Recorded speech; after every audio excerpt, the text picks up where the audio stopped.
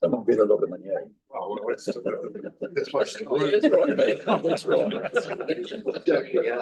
At least you're Hey, good morning, everybody. I don't think you're truthful. Welcome along to our council meeting on the 8th of April in Te Anau, and a special thanks to the Bowling Club for hosting us here. And it's great to see a good assortment of the public gallery out there.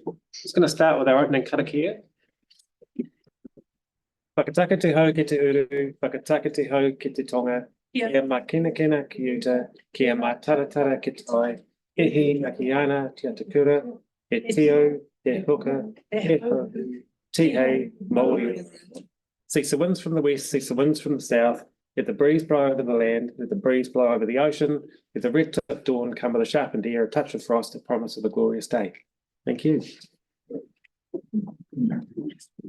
Okay, everyone knows where to escape because you came in that door, and there's another one out there by the camera. And there is a camera there, and you can see it's being streamed to the screen behind us, but it's also being streamed out to a wider audience. So by remaining in this meeting, you're kind of allowing yourself to be available for public viewing.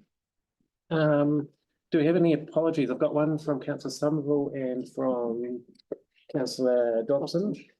Any further apologies? Can I have a mover for those apologies, please? Thank you, Councillor Menzies, seconded by Councillor Keast. All those in favour, please say aye. Aye. Anyone against? That is carried. Are there any further leaves of absence coming up that haven't been registered? Oh. Do we have any conflicts of interest on the agenda item today? Councillor Graney. Thank you, Your Worship. I have a conflict of interest in the sense that I am named in some of the submissions and was part of the community board that provided the letter of support originally for the concept of this to be looked at. I would request that I stay in the room because I have no pecuniary interest in this matter.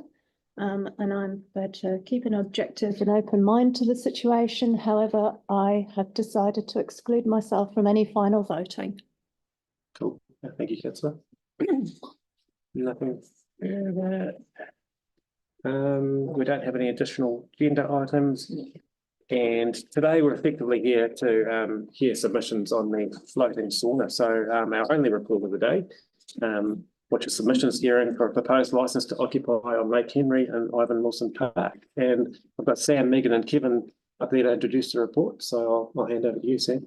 Thank you, Your Worship. Just some and good morning, councillors, community board members and members of the public. Mayor Rob has just outlined what the purpose of today's meeting is about, and it's primarily to hear the verbal submissions on the proposed licence to occupy. I'd just like to introduce our staff team here. Sam Marshall, Group Manager, Communities, my role. I have Kevin McNaught, our Property Services Manager, and directly to my right, Megan Cowley, the Senior Property Advisor, which has written your staff report today. So unless there's any questions for me, I'll hand over to Megan just to give a high-level overview of her report, and if there may be some questions for Megan, and other than that, we'd propose that you enter into hearing the submissions. Thank you. Thank you, Sam. Doesn't look like there's any questions for you. Cool. All yours, Megan. Good morning, Your Worship. Good morning, everybody. And thank you to everybody for coming along today. I will take this report as read. Now, in the interest of time, I'll just run through a very, very brief background on this application. Floating Sauna Limited applied for a licence to occupy to install and operate a floating pontoon with 2 saunas in a changing room on Lake Henry in Ivan Wilson Park. At the same time, the applicant applied for a resource consent, which was subsequently granted this year. Because the resource consent was limited notified, that means that under the Reserves Act 1977, the licence to occupy process requires public notification. In total, Council has received 210 submissions, with 20 people wishing to be heard on the matter. Today, we are here to receive the written submissions on the matter and to hear the submitters that wish to be heard. Are there any questions? Cool. Doesn't look like we've got any questions.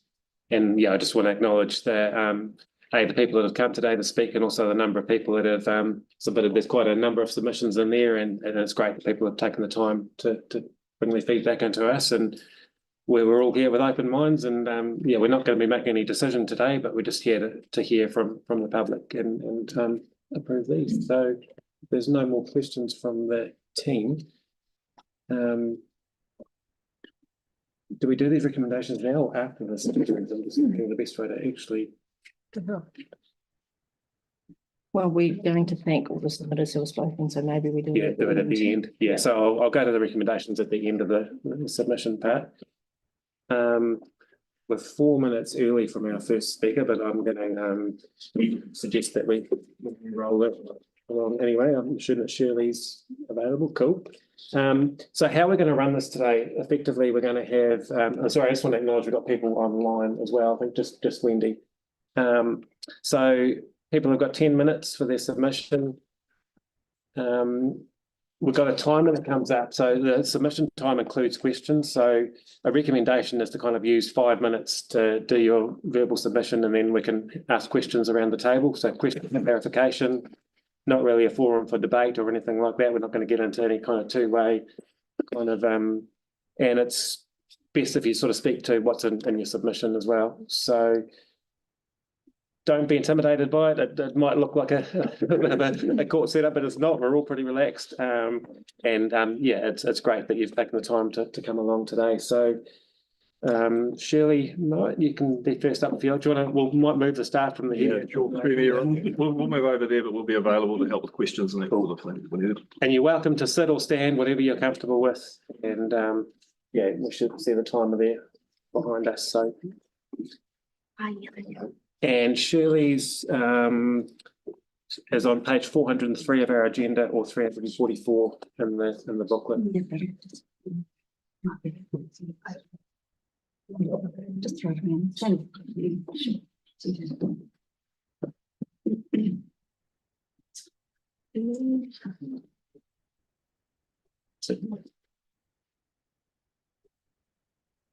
Might have to share.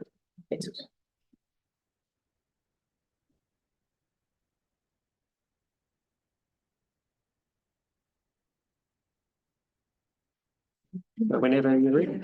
Good morning, everyone. My name is Shirley Mowat, and I wish to oppose the application to grant a licence to occupy part of Ivan Wilson Park Recreation Reserve, being a floating sauna on Lake Henry Matianao. Ivan Wilson created Lake Henry area within what is now Ivan Wilson Recreation Reserve, transforming a wilderness area into a scenic park for future generations starting around 1958. While the lake itself is a natural ancient remnant of glacial retreat, Wilson developed the surrounding area, and the lake was later used as a trout hatchery before becoming designated a safe, accessible, tranquil fishery for children, this being his wish. A park or reserve means any land which is vested in or under the control of council and which is set aside for public enjoyment as a reserve, park, garden or green space, whether or not that land has been vested as a reserve under the Reserves Act 1977. Will there be pollution from smoke? Will this be a fire risk? It'll have to be fired by either coal or wood, I assume. Will there be nude people jumping into Lake Henry? And will this take over one of the existing viewing platforms? The lake and surrounding park provide a quiet, scenic quiet refuge, often used for walking with views of the Fiordland Mountains, a popular spot for picnics, fishing, bird watching, photography. I'd appreciate your full consideration of the points raised above and therefore urge council to not grant this licence to occupy. It's just opening floodgates. I feel that should a licence to occupy Ivan Wilson Park be granted, the natural, ecological and historical values of this area could be destroyed forever. This activity would be fine in another location, but not Lake Henry. And just to add on to that, as we do, a few thoughts. Should council make the mistake of granting this application, I would hope that they would be prudent enough to ensure a bond was in place to cover the costs of removal of the structure when it goes belly up. This should not be another cost to ratepayers. Also, if unfortunately this goes ahead, please leave a 1 metre gap along Lake Henry between all the floating structures, and I mean all the floating structures, so that the kids can gain access to go fishing. Should this application be signed off, I would hope that the person responsible is held accountable for this travesty. That's me. Cool. But just a wee point I'd like to make. You possibly don't know, there's a little area called Steamers Beach, which is along Lake Te and just down from the driveway of Ivan Wilson Park, there's a little mobile sauna set up there. So it's only a stone's throw, as they say, to the mobile sauna that is there. Thank you. Do we have any questions, Shirley? That's a good start, isn't it? It is. And don't take no questions as a gauge. It just means you've got a good, very thorough submission. So Thank you. thank you. Appreciate it. Okay. So next up, we have Erin Keeble. So this is on page 471 of the booklet or 529 of the agenda. Erin?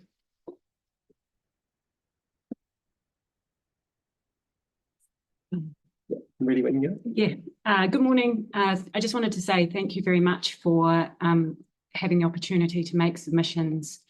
It's an important part of the process.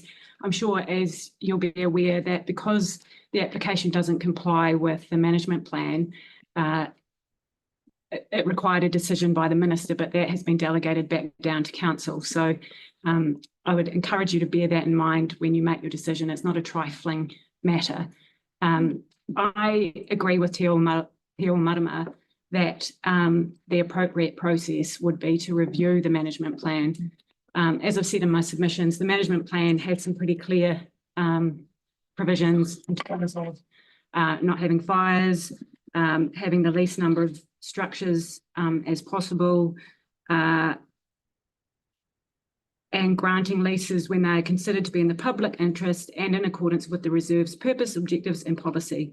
Leases and license are also a revenue generating source that can be applied to future development and maintenance. Under the Reserves Act, the council has an obligation to review the management plan. It appears that hasn't happened, and the current plan is quite old, and it's probably not happened for very good reasons. But I would encourage you to think about your process now and whether the appropriate process is in fact to conduct a review, which can be more considered. And again, it's a public consultation process, so get a more considered view from the community and the direction that we want Ivan Wilson Park to go in, because that management plan would have been subject to the same process. And I think there's a danger in making ad hoc exceptions such as this. Just to be clear, I'm not anti-development, but this is public land and we need to be really careful as to what we allow and where. However,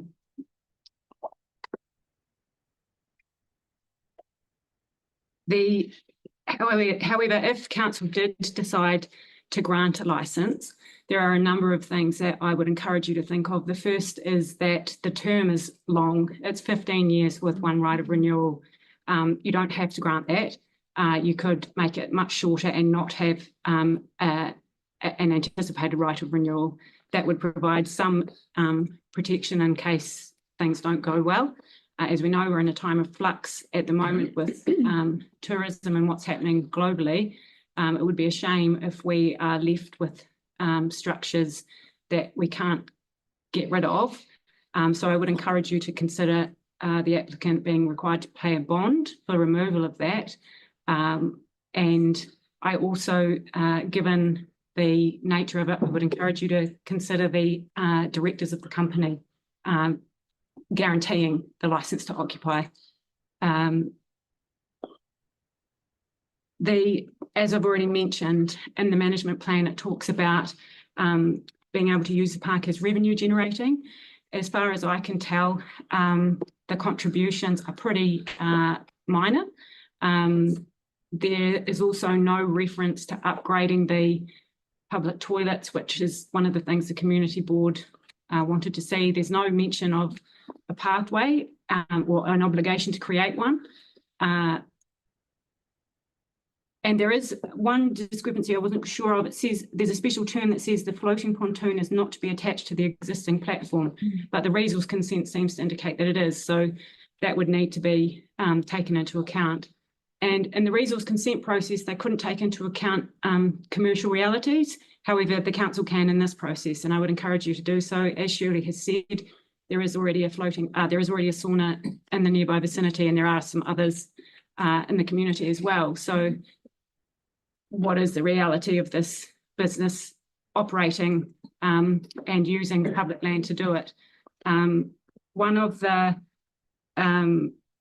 primary values of the area in the management plan is the open parkland character and the central focal point provided by Lake Henry. We already had this application serves to concentrate users of the park in one area, which is the focal point. It's not the same as something like a bike hire place where you put in a corner and then encourages people to disperse throughout the park and make the use of the rest of it. It's concentrated in an area that is used the most. And I think that needs to be taken into account. And the peace and tranquility of the park. It's one of the few places as locals that we can go away from tourists. Not saying that tourists should use it, but it is one of those few places that we have. Yeah. So yeah, I would encourage you first to consider whether it should be granted and what the appropriate process is. And it may be that if you decide to conduct a plan review, that the application for the license to occupy with the applicant's consent is put on hold. And if it turns out that the plan is reviewed and the barriers that are there are removed, then it might be appropriate for the license to be granted in some form or other. Yeah. Thank you, Erin. Just a question for me. You talked about the length of the lease being, in your opinion, too long. What would you deem to be a more suitable kind of timeframe for that? In my view, I would have thought 3 years. It is a balance because obviously they're investing in their business, but that then comes back to the amount they're paying. If this was a commercial property, they wouldn't. This is not commercial fees at all. And I think something else the council needs to take into account, which other councils do, is how else could they do this? They could do it on private land. They could do it on Lake Tiano if they wanted, with the appropriate concessions, etc. But haven't done that, presumably because this is a cheaper option. But is it the best option for our park? Cool. Thank you. Any other questions from Dave? Yeah, Councillor Duffy. Thank you. Erin, there was mention of the visibility of the site. So in your knowledge of the area, how do you see this particular site and visibility wise from other viewing points across the? The lake is the focal point of, as the plan says, and that is, in my experience, pretty much everyone who goes into Ivanhoe Park goes to the lake from one access point or another. So everybody is going to be seeing that. And as far as I understand it, the way that it's going to be constructed is that the public might be able to access the current jetty, but what would be the point? There's going to be a building excluding the view of the lake. And there's been something I said in my submission is there are alternatives. They could apply to build their own jetty, which would then increase the number that we have and not exclude people from a resource that's already there that might enhance the park. So there are other options that could be looked at, or on the days that they are not operating, is there a way that they have to remove the buildings because then they're not in the way and they're not preventing the members of the public from using it? And I see you mentioned also that you think there should be shares. So that would be another building if that was to happen. My concern, I know that under the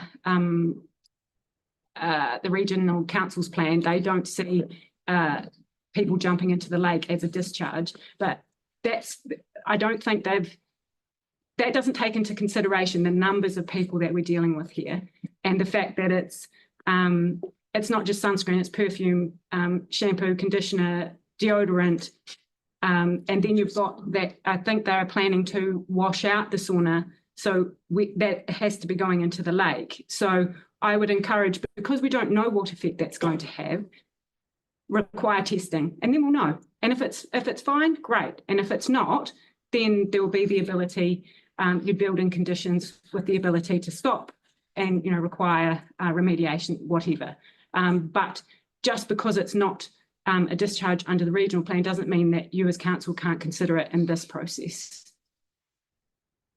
Cool. Thank you. Any further questions, Julie? Thank you. Do people currently swim in the lake? Yes. Yes. Yes. Yeah, they swim there. They swim there. They pack craft there. Kids. Yeah, kids getting in and out. Scout club. Cool. Councillor Menzies. Thank 30 you. seconds. You mentioned an option of perhaps building their own jetty. What would there be any other place in the lake that might be a more suitable location? In my view, it would be further away from that main access, because what's going to happen is everybody is collecting in the one space and using all those car parks. In my view, I don't think it should be there. But if you were going to have it, it wouldn't be where it currently is. But the issue for them would be that they would need resource consent for establishing a jetty. So I assume that's probably why they don't want to do that, or haven't offered to do that. Oh, thank you. Well, we're out of time, and yeah, thank you for that, Erin. Much appreciated. Okay, we're running slightly ahead of schedule, but I saw Vanessa come in, so if Vanessa's comfortable to go a little bit earlier than the scheduled time. And Vanessa's is on page 44 in the booklet, or 102 of the agenda. Welcome, Vanessa. Kia ora. Kia ora koutou katoa. Thank you for the opportunity to speak today. My name is Vanessa Horwell, and I'm here to speak in opposition to the proposed licence to occupy for the floating sauna at Lake Henry. I want to start by acknowledging that I understand the appeal of new ideas and initiatives in our community, but not every idea is right for every place. And in this case, I strongly believe that this proposal was not appropriate for Ivan Wilson Park and not appropriate for Lake Henry. Lake Henry is a small spring-fed, peaceful lake. It's valued for its natural character, its openness, and the quiet, low-impact recreation it provides. People go there to walk, sit, reflect, spend time with their children, and connect with nature. This proposal would fundamentally change that. At its core, this proposal would allow a private commercial operator to occupy and effectively take over part of a public structure, an existing jetty, and a key access point to the lake. While it is suggested that the public will still be able to access the jetty, in reality, that access will be significantly compromised. The floating pontoon, fencing and structures will block access to the water, restrict views, and fundamentally change the experience of being there. This jetty is well used. I have many fond memories there with my children, enjoying the views and access to the water. That will be lost with a pontoon and fence directly in front of it. In practical terms, this is the privatisation of a public space. And I don't believe it's appropriate for a commercial entity to take over a public jetty, restrict access, and alter how the community can use and enjoy that space. The scale and nature of the activity is also out of keeping with the setting. 2 wood-fired saunas operating on a small lake like Lake Henry is simply not compatible with its character. There will be smoke, smell, and a level of activity that does not align with the quiet, passive nature of the park. There are also concerns around water quality. The Ivan Wilson Park Management Plan requires that the lake be managed in a way that does not negatively impact the water quality on Lake Henry. This is a spring-fed lake, and its water quality is central to its ecological and recreational value. Introducing a commercial operation directly on the lake with increased human activity in servicing and cleaning requirements creates risk. Even if managed, it is inconsistent with a precautionary approach to protecting such a sensitive environment. As Erin said, there will be discharges into the lake. I do challenge the advice of the regional council saying that it won't need just a discharge consent. I think it would definitely need a consent for discharge of contaminants to water. The changing room is proposed to be white and constructed from semi-opaque materials. It will be highly visible and will not blend with the natural environment. It is not a recessive or sympathetic structure. It will stand out. This is acknowledged by the applicant, the landscape planner, and in the resource consenting process. The proposal also relies heavily on public infrastructure, using publicly funded infrastructure for private gain. The business will depend on public toilets and car parking, yet the contribution towards toilet cleaning is only $1,000 per year. With up to 168 users per day, this is clearly grossly inadequate. The cost of servicing those toilets would fall back on the ratepayer. Parking is another real concern. The suggestion that around 10 parks will be sufficient does not reflect how people behave. If users arrive individually, and many will, parking demand could quickly exceed capacity, displacing local users of the park. The car park is already pretty busy at times, so I can't see how this can be accommodated or why it should be from a commercial business. There is also the question of the lease itself. A 15-year lease with a further 15-year right of renewal is excessive and inappropriate. That is effectively a 30-year occupation of a public reserve. This is particularly concerning given that the Ivan Wilson Park Management Plan is now well out of date. It was due for review in 2018 and has not yet been updated. We are in a situation where community projects, including planting programs that align with the management plan, are being paused while council determines the future direction of the park. So the planting projects in the park aren't allowed to proceed this year because of that regional right review of the management plan of 200 trees. Yet at the same time, council is progressing a long-term commercial licence that could lock in use of part of the park for decades. That is inconsistent. I note that a similar application in Pemberton Pool in Australia by the same applicant is going ahead on a 12-month trial basis. So for this licence to be 15 years plus 15 is ridiculous.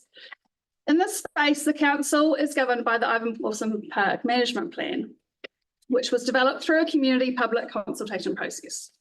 The management plan itself is very clear. It requires that public access and recreational use is facilitated, scenic values are maintained, and structures are kept to a minimum and in harmony with the environment. It also requires that Lake Henry and its margins are maintained as far as possible in a natural state. This proposal conflicts with those directions. It introduces multiple structures onto the lake, restricts access to the lake from a key public jetty, reduces the ability for people to use and enjoy that space, and introduces highly visible built form into a natural setting. It also places a commercial activity directly onto the lake itself. The plan is also very clear that fires are prohibited in the park, other than barbecues provided by the council. You can't get much stronger wording in a planning document than prohibited. So I ask, how can the council grant a licence for 2 wood-fired saunas or contemplate granting when the management plan clearly prohibits fires? This is not a grey area, it is black and white. Under the Reserves Act, council is required to act in accordance with the management plan when granting leases and licences. Section 54 also states that the trade, business or occupation must be necessary to enable the public to obtain the benefit and enjoyment of the reserve or for the convenience of persons using the reserve. We can all agree that the business is not necessary to enable the public to obtain the benefit and enjoyment of the reserve. And the business is also not necessary for the convenience of persons using the reserve. So it raises a fundamental question. If the proposal is not consistent with the management plan and not consistent with section 54D, which I just outlined above, then how can the council even contemplate granting the licence? And if that is the case, why are we even at this hearing? I think everyone here will agree that we've all spent a lot of our own personal time submitting on this plan when really it shouldn't even get to this stage. The council and the applicant have both agreed that the proposal is not consistent with the management plan. What is the point of having a management plan developed through public consultation if it can be interpreted to suit a particular outcome? Finally, I want to address the consultation process. In my view, the level of information provided to the public has been completely inadequate and does not meet the standard of meaningful consultation. This is extremely concerning. The public notice did not include the draft licence or details of the proposal. We need to request the draft licence. And while this was later uploaded to the council website, the application and supporting information were withheld until just days before the submission closed. So I just want to make that really clear. The public did not have access to the application form or any information apart from the draft licence to occupy. That's the only information that was provided to the public. I went out of my way to get the application form from the resource consenting process and made that available to the public, which I think is why a lot of people here have the full picture. So I've got here, I requested the information for the full application on the 28th of February and was told it would require a Freedom of Information Act request taking 20 working days, which is beyond the submission period. A response was not provided until the evening before submissions closed, where the council officer just referred to the email from the very helpful head of the planning team who did provide the application to me. This is not meaningful consultation and it does not enable informed participation. If the council is asking the community for feedback, the community must be given the information needed to understand what is being proposed. That's pretty fundamental. There is also concern that elected representatives have provided a letter of support without clear evidence of community backing. No minutes or decision-making records have been made available and there appears to be none. As a result, because the decision of providing the letter of support appears to have been made in a workshop and there were no minutes to the workshop. So I've asked several times for evidence of that process and we've been told there is none. As a result, our elected councillor has had to declare a conflict of interest and cannot represent the community on this issue. This undermines confidence that the process is fair and the community views are being properly represented. In closing, Ivan Wilson Park is a shared and much loved public space. It is not the right place for this type of commercial activity.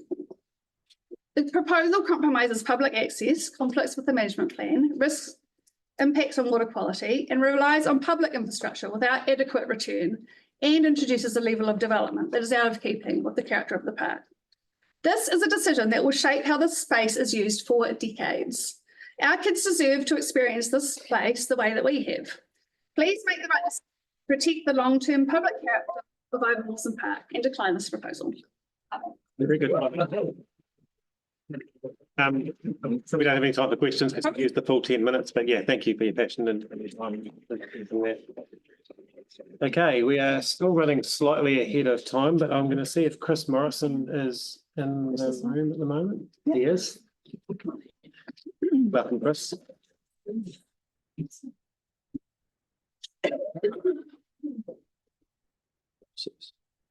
Ready when you are. Breathe. Oh, sorry, this is on page 134 of your agenda, 76 of the session booklet. Your Worship, councillors, ladies and gentlemen. Hello, I'm Christopher Morrison. Welcome to Te Anau and thank you for the opportunity to speak at this hearing. I have visited Ivan Wilson Park several times a week for several years. Ivan Wilson Park is a quiet retreat for many Te Anau residents, an oasis, a haven for quiet recreation, mental restoration, mindfulness and solitude, sometimes with dogs and children.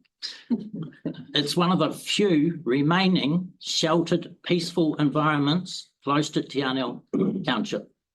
Many of Te Anau's residents would like to see this peaceful haven maintained in Ivan Wilson Park.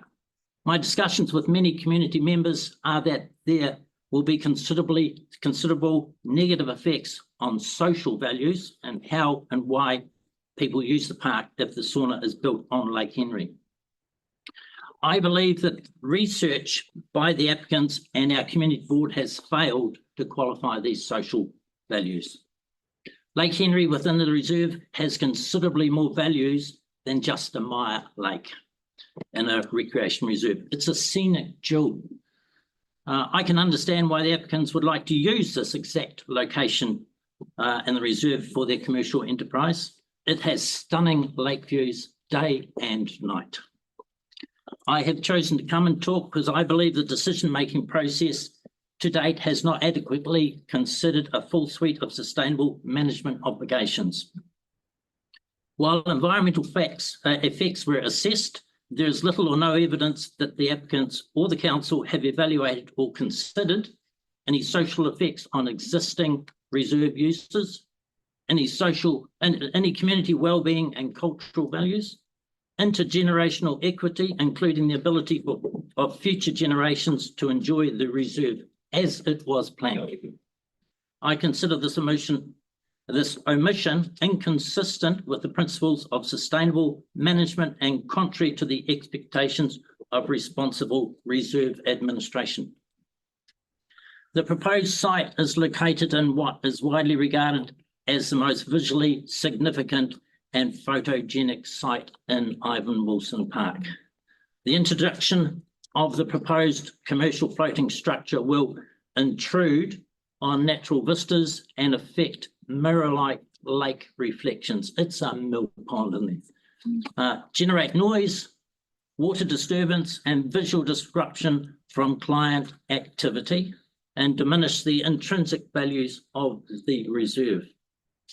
These negative effects are inconsistent with the Reserves Act 1977, particularly Section 17(2)(c), which requires that the qualities contributing to the pleasantness, harmony, and cohesion of the natural environment be conserved.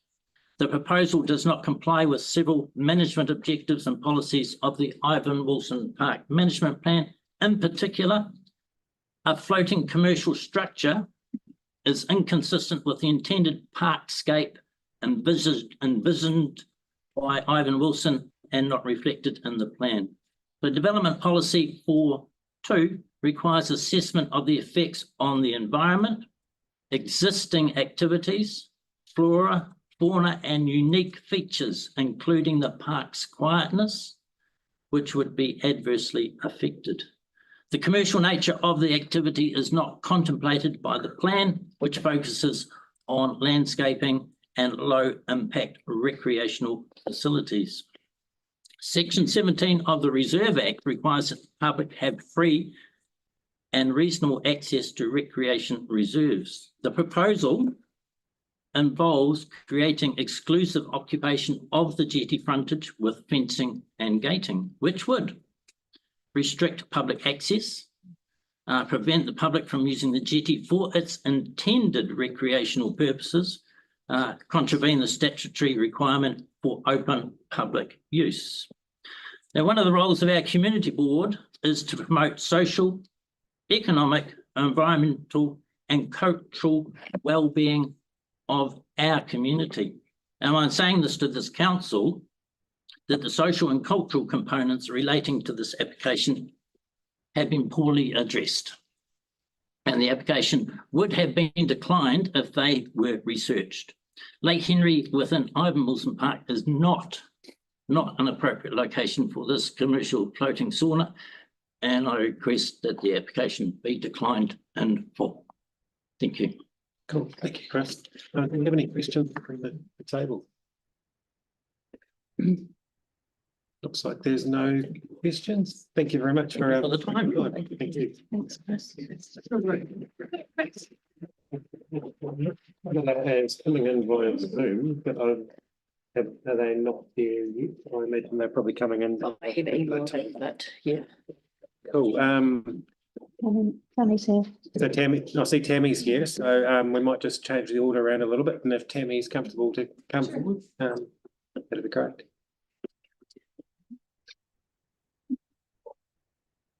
Tēnā koutou, ko Tammy au no tiano au tēnā koutou katoa. Hello, my name is Tammy. I am a local practicing counselor in Tiano. I've been here for since 2014. My accent suggests I'm not from Southland or Fiordland or even New Zealand, but I appreciate being able to call it home. And I also thank you for the opportunity to speak today. To my submission, as the previous submissions and speakers have probably, I've just walked in, so just heard Chris. But I suspect that the previous submissions speak to the first 3 points that are in my submission, which are misalignment of floating sauna limited with the public access and use of Ivan Wilson Park as laid out in the Reserves Act, the district-wide reserve management plan, and the open spaces strategy. I had a fourth point in my submission that I'd like to speak to and focus on today, and that is the idea of third spaces. So if you, I don't know how many of you have are familiar with the concept of a third space, but a third space was a concept that, or is a concept that has been researched by Ray Oldenberry originally, I believe in the 1980s, and is designed as a generic designation for a great variety of public places that host the regular, voluntary, informal, and happily anticipated gatherings of individuals beyond the realms of home and work. Generally understood, a third space is a public, non-commercial space that requires no financial obligation for use.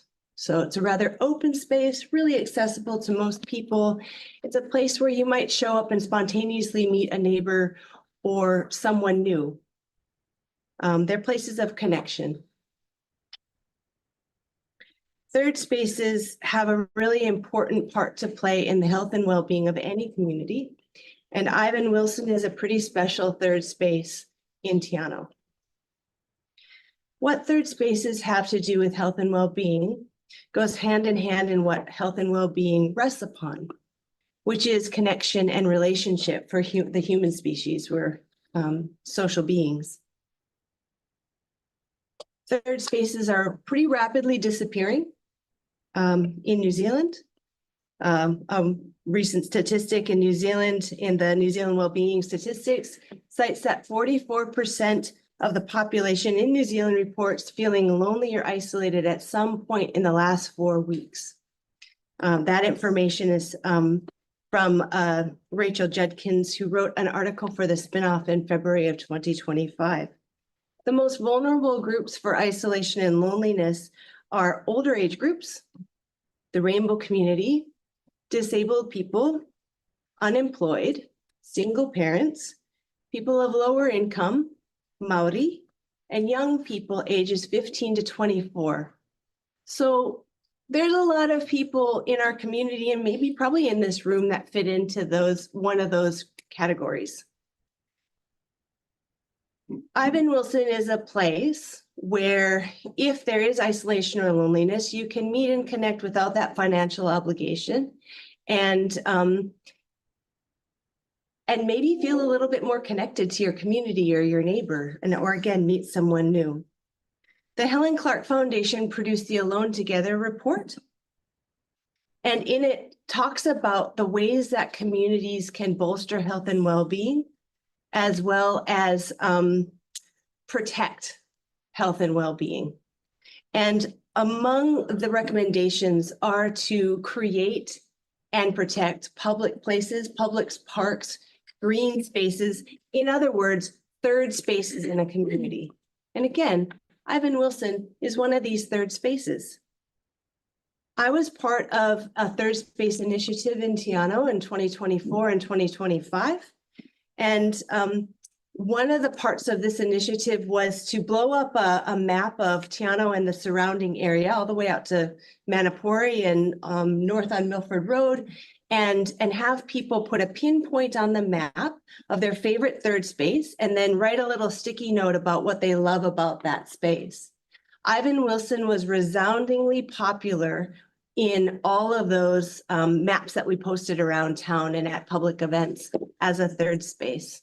A place to connect, a place to swim, a place to fish, a place to see the night sky, a place to connect with the local community. There are local community groups that have used Ivan Wilson to support each other for meetings and an outdoor resource. For example, the Fjordland Wellness Collective, a group of wellness professionals in our local community, would meet and support each other in Ivan Wilson Park, maybe over lunch. There's been yoga classes in Ivan Wilson Park that are open to the community. There is the Teano Open Water Swimming Group, which regularly has used of Ivan Wilson Park and specifically Lake Henry to introduce people to open water swimming, particularly when Lake Tiano is too cold or too windy or just too big to feel safe or comfortable in. It's used for frisbee golf, fishing, families, picnics, Boy Scout events, etc. The needs and the preferences of the community is central to all previously mentioned policies regarding the Tiano community for connection and well-being. This is a common link across the majority of submissions regarding the license to operate on Lake Henry and Ivan Wilson Park for Floating Sauna Limited. I've made it clear today with a lot of support, specifically about third spaces, why perhaps it's not the most appropriate place for a floating sauna to appear. So I look forward to hearing about the rest of the submissions. I fully oppose the license to occupy on Lake Henry and Ivan Wilson State Park, and I thank you for the opportunity to speak to my submission today. Thank you, Tammy. Just a question from me around it wouldn't be an entirely commercial park with this piece coming in. So do you see that as contradicting that third space? This piece being commercial? I do, because there will be people that come and go for those commercial, or that commercial need. Explicitly, use of the lake will be compromised.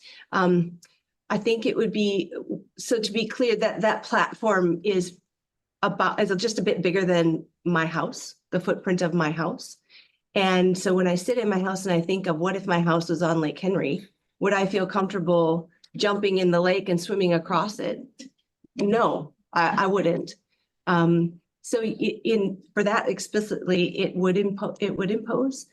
And I just think that having people go in and out for a commercial purpose and the interventions that would be required to even create a path from the parking lot to the platform would just introduce a different feel to the park as a whole and to the lake explicitly. Cool, thank you. Yeah. Are there any other questions? Councillor Menzies? Thank you for your description of the third space and your knowledge of the park. Can you tell me a little bit about how the nature of the use, if any, changes between winter and summer, spring? Obviously, the walking still goes on, but you refer to a lot of activities. But is there what might be the change between seasons? In terms of, I think Ivan Wilson for swimmers is a place that we can access sooner because it warms up more quickly.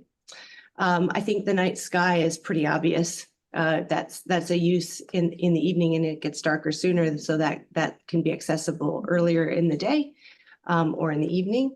Also, I'm thinking that you're asking particularly about winter. Is that correct? I think Frisbee Golf has nighttime golfing there. They put lights on the baskets and on the Frisbees. And so it is used, it is something that's used at all hours of the day. I think the daytime use is pretty obvious as well.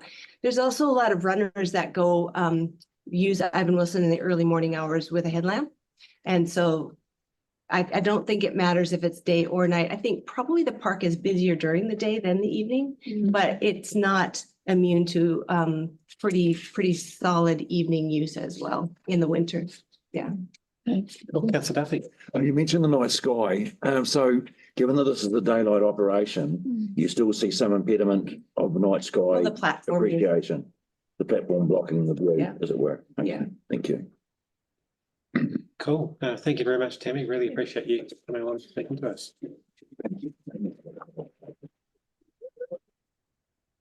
Okay, so we have Dr. Ian Griffin coming in online via Zoom. Hopefully you can hear us. Yes, can you hear me? We can see you too. Welcome. Kia ora. Okay, well, firstly, thank you for allowing me to make this submission. I apologise for not being able to get there today, but it's been very busy here at the museum. So please don't take my lack of attendance as in any way diminishing what my concerns.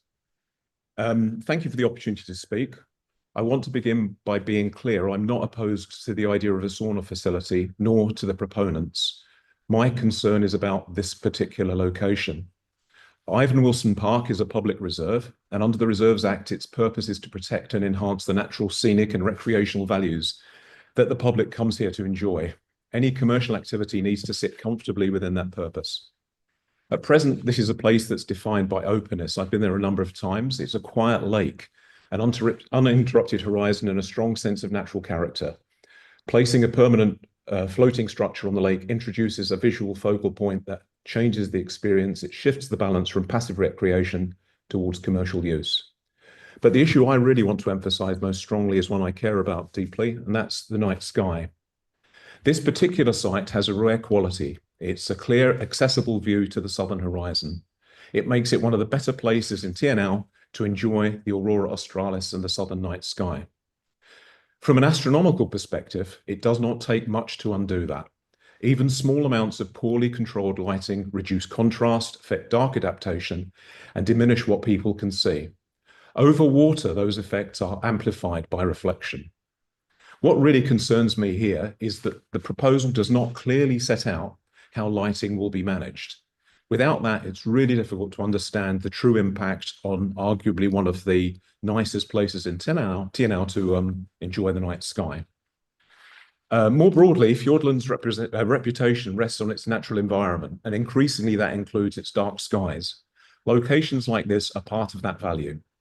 So my question is really, in my view, is not whether the sauna is a good idea, it's whether this is the right place for it. This activity could occur elsewhere without compromising a public reserve that currently offers something quite special. If the council's minded to proceed, then I would really strongly urge robust conditions, particularly around lighting, operating hours and design, to protect what makes this place really special. But my primary submission is simple. We should be very careful about introducing permanent commercial infrastructure into a location whose value lies in its openness, its quietness, and its darkness. Thank you. Do we have any questions from the table at all? Don't take a lack of questions as a... Sorry. Oh, sorry. So, Dr. Griffin, so if there was no lighting, does that help your concern? I think possibly yes. But again, I would want to understand exactly what the impact of the structure and any illumination and in fact, frankly, any hoardings or stuff that might reflect lights that go on at the structure, because all of that will impact the visual amenity. And as someone who loves to come down to this place and take pictures of the night sky, or actually just sit there and enjoy the night sky, I don't really want to come down and see a hulking structure in the middle of the lake. That's a personal view. And again, I want to emphasize, I don't object to saunas per se, or even people who want to make money off of saunas. It's really, this is a special location, and night sky tourism is a growing thing in southern New Zealand. There are more and more dark sky reserves, more and more locations people come to spend time. And it seems to me like you're potentially offering yourselves a bit of an own goal if you go forward with this. Sorry, I'll shut up. That's the Menzies. Thank you. Just clarifying that this sauna will operate during daylight hours. Can you just perhaps clarify in terms of your submission around the night sky, how that will impact on those activities? Well, assuming, and again, it wasn't clear from the material I had that it would only operate during daytime hours. So that's news to me. But secondly, the structure itself is not a natural structure. And it's going to detract from, the fact is that you've got this beautiful view across the lake. And if there's a hulking structure in the way, it's gonna change the view that you have. So even if it's not illuminated, it's going to change the visual amenity. So from my perspective, you're turning a lovely natural site into something that's not natural. Thank you. Yes, I understood your submission was broader than that, but just wanted to clarify the night sky aspects. Thank you. If the structure was actually surrounded by sort of native bush or something that kept it out of sight, and it operated in daylight hours, would that appease some of your concerns? I certainly would, yes. And as I say, I mean, I'm trying to be constructive, and in my submission, I did provide, some opportunities that could some controls that could be put in place that potentially could minimize the impact. So, yeah, I mean, I think anything you can do to hide the structure and to make sure that it's not illuminated in any way, that is always going to make things better. Thank you. Any further questions? Cool. Thank you very much for coming along virtually and submitting to us. Really appreciate it. Yeah, thank you for the opportunity. Okay, so do we have a Murray Willen in the house? We do.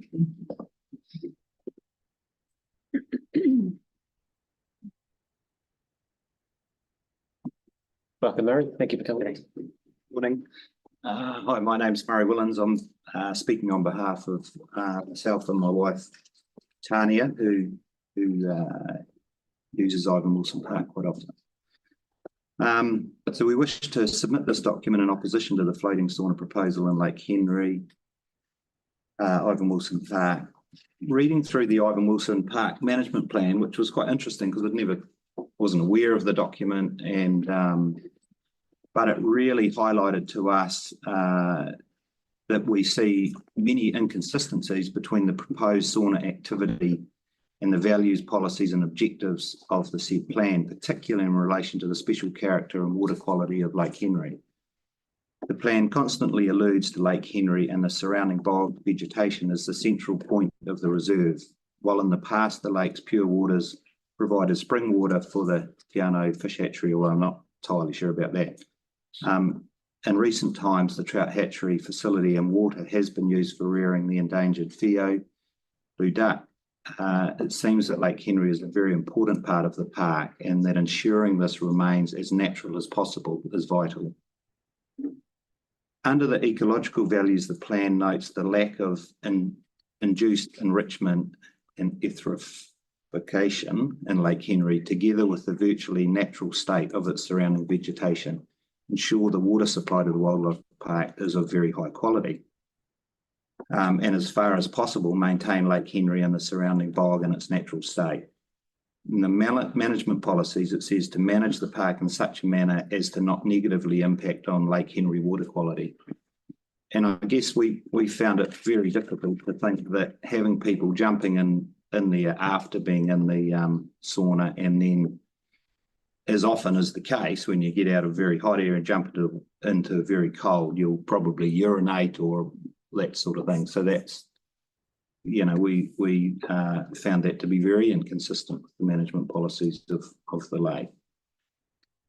Under the development proposals, it says Lake Henry and surrounding bog environment, this area has important native qualities that need to be maintained. Any future development in this area would need to be sensitive to the natural environment. Tracks and lake jetty structures to facilitate access and fishing would be a typical acceptable type of development. So we don't believe that commercial sauna meets these criteria in any way, shape or form. Lake Henry is an ideal location for junior anglers, and Fish and Game periodically introduce trout to maintain fish stocks. Well, I'm not sure that they continue doing that now, but certainly have in the past and could well do in the future. Having the sauna exclusively occupying one of the three jetties reduces the areas available to these young fishers. It's noted in the special conditions in the licence to occupy document, it states that there are to be no discharges into the lake or surrounds from the activity. Again, it's hard to imagine how this won't occur. Despite the comments and assurance from the ECA planning application that the water quality of Lake Henry would not be compromised, we feel that after reading the management plan in detail, noting the relevant points from the plan as above, the application does not align with these points, and that would be seriously inconsistent to approve this. My wife, she's a regular recreational user of Ivan Wilson Park all year round. There was a comment before about the winter and the summer. She takes the children from the little Southern Stars Early Child Care Centre there regularly, and all year round they put their little raincoat and leggings on and away they go. And that's a really important place for her and others in the community to be used without this commercial activity happening in there. It's a nice quiet place. The kids get to to run amok and enjoy the outdoors, and I guess learn to value those outdoors without this commercial activity there.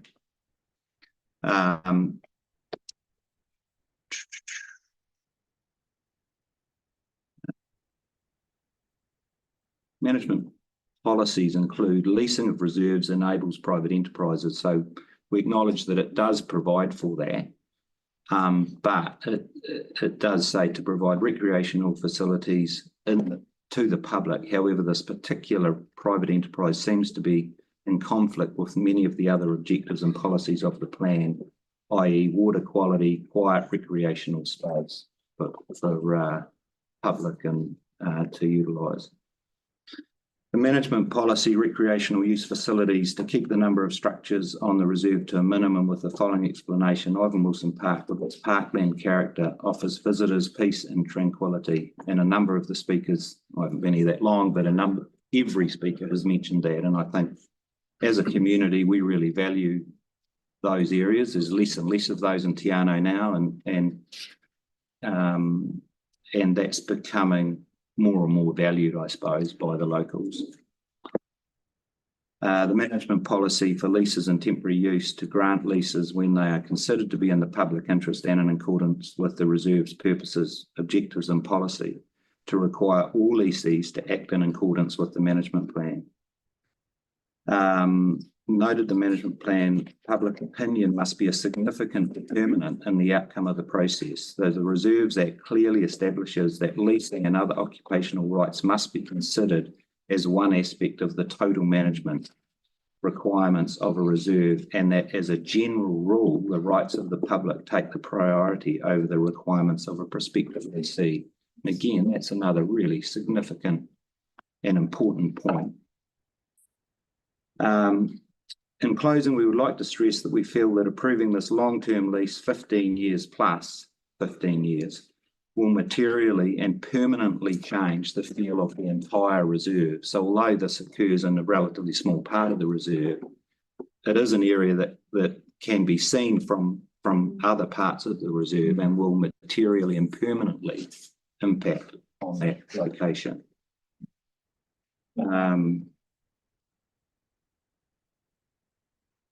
Yeah, we believe that this will create a permanent negative change to the reserve. We're not anti-development, but in our opinion, Ivan Wilson Park is an inappropriate place for this floating sauna, a little bit like the right tree in the right place. And this is clearly, in our opinion, the wrong place for this activity. Yeah, so we respectfully ask that this application is declined, and we would like to be heard in support of the submission. Great.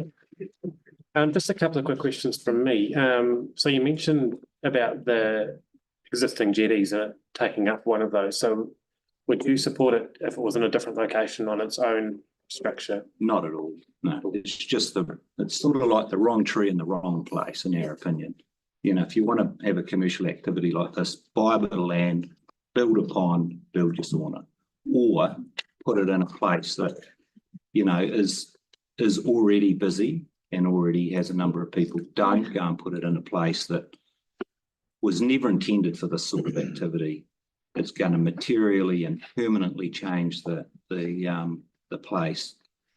And we have less and less of these sort of quiet places that people like to go to from time to time in this busy world, don't we? So we don't have many of them in Te Anau that are easily accessible by anyone, really. And this is probably one of the very special places in Te Anau.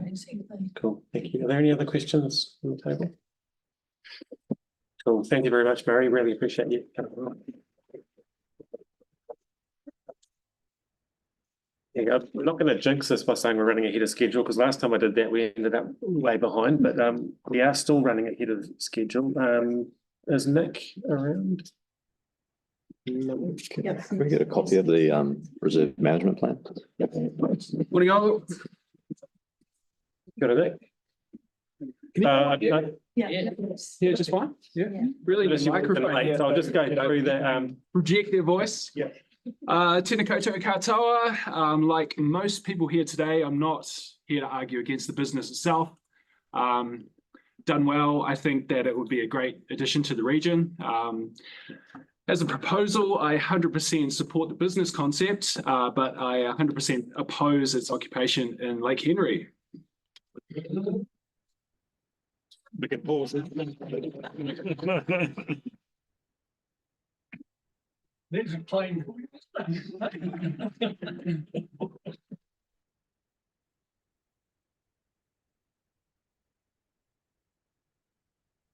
Oh, wait.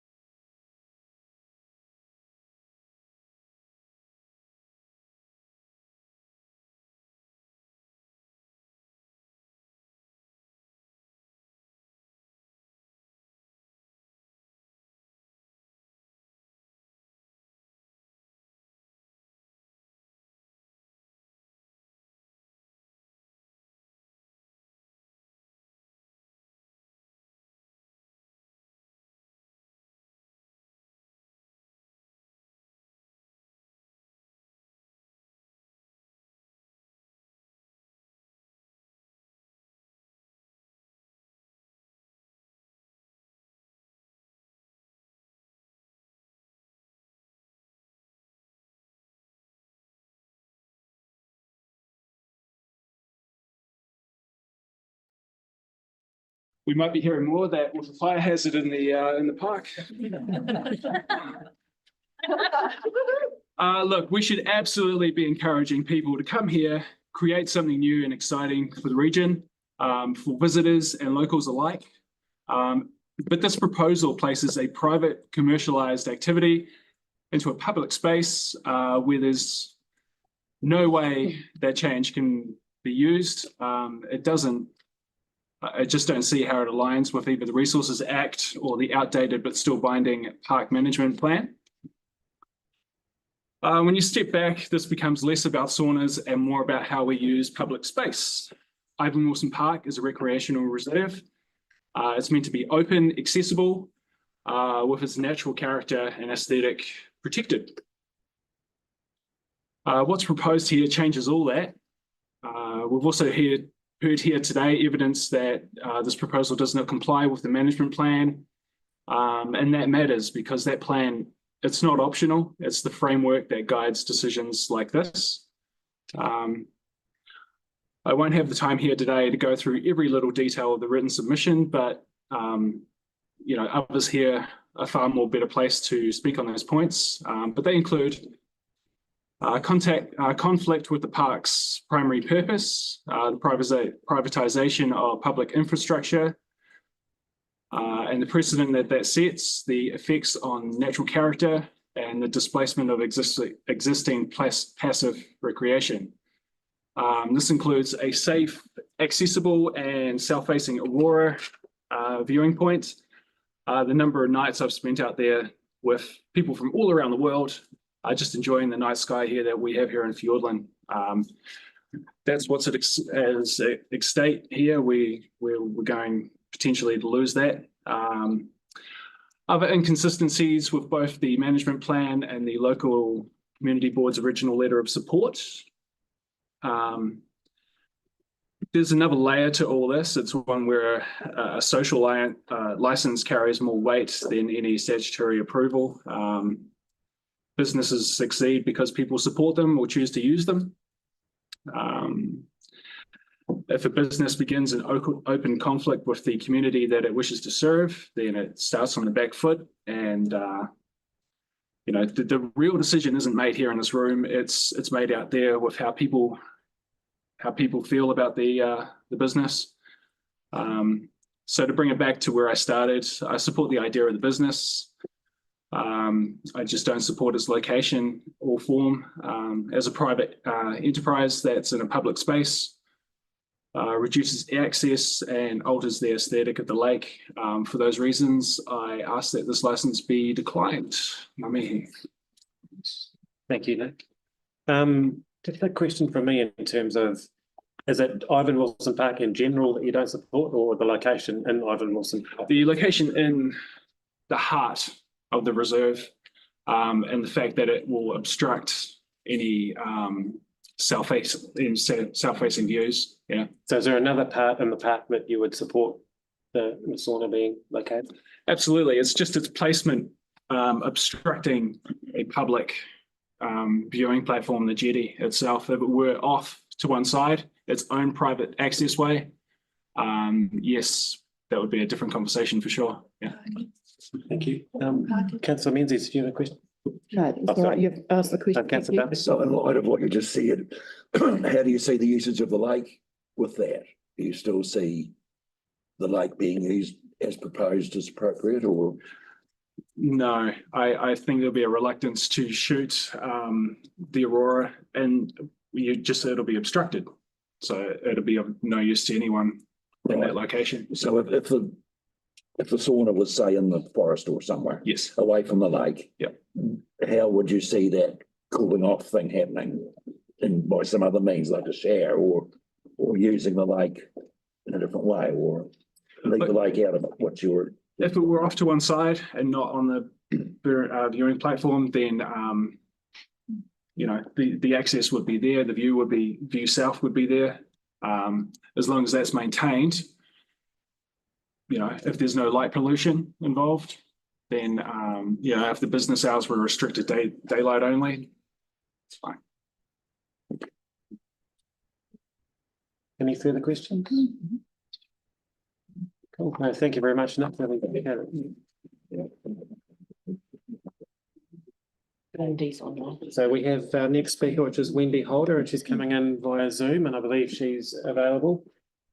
I'm not sure if you got the initial briefing, Wendy. So you've got 10 minutes to speak. You can use the full 10 minutes to speak, or if you want to use half of it to speak and another half for questions, but the allocated time slot is 10 minutes. And Wendy's is on page 196 in submission, or 254 on the agenda. Can you hear us all right, Wendy? I can hear you. I'm not sure if you can hear me. Yep. Welcome along. Okay, thank you. Thank you for this opportunity to speak to our submission. We trust you've all read it and taken into account the things, so I'm not going to go over all the details again. Most of what Tom and I have written is already been said, but I'd just like to say again that we were shocked by the application and how far along the process had got before there was any public notification, and I'm aware people are still unaware of this whole license to occupy in Te Anau. So we oppose the license to occupy for the reasons documented in our submission, as they clearly place private commercial interests above the public enjoyment and use of a park created for Te Anau's people. They also clearly do not fit with the vision and management plan for Ivan Wilson Park, the 2008 plan, particularly 4B3 and 4B4.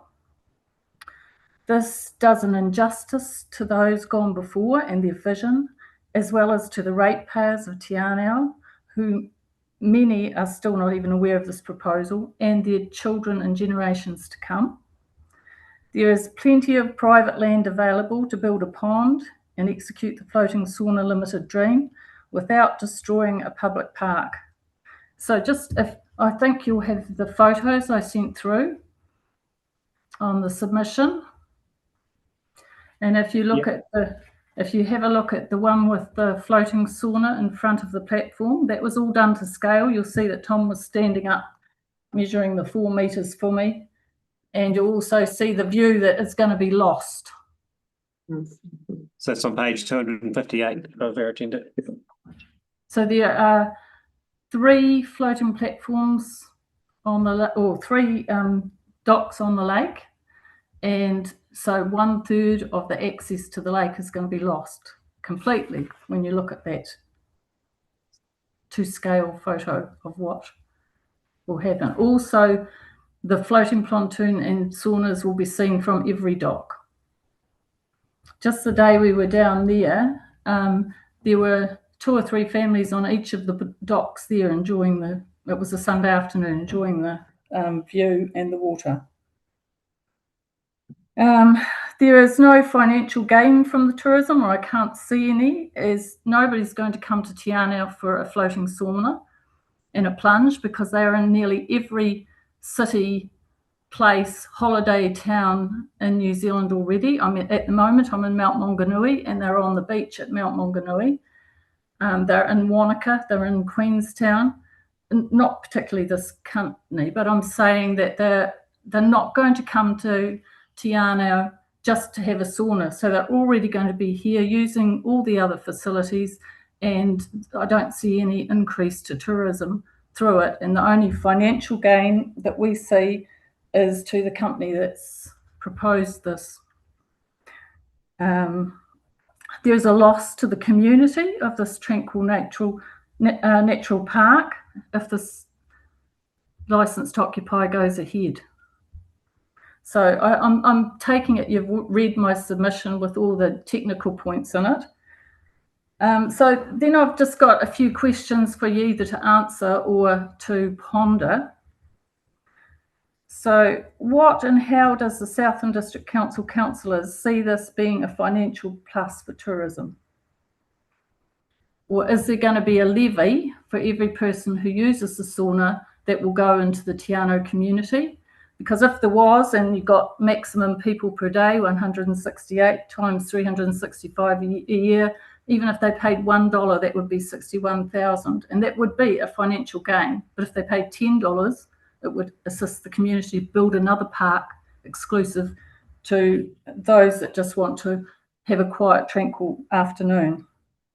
The other thing I'd like you to think on is what inspections will be going forward to regulate the proposal, because my husband and I are very aware with the gravel works at the back of our property that the council has never come out and checked the conditions for that gravel works, and they have not filled the conditions, and it's been operating about 15 years. So, you know, you can very well say we're going to allow this proposal to go ahead, but we know that the council doesn't go and check whether they're sticking to their regulations.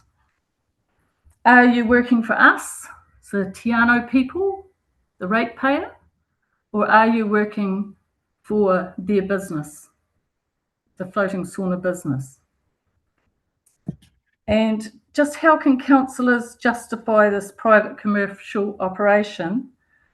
Would you allow the licence to occupy for, say, an inflatable aqua park, which my nephew owns? So would you allow that there? What's going to stop you from allowing other commercial interests to happen in Lake Henry or in Ivan Wilson Park for that matter?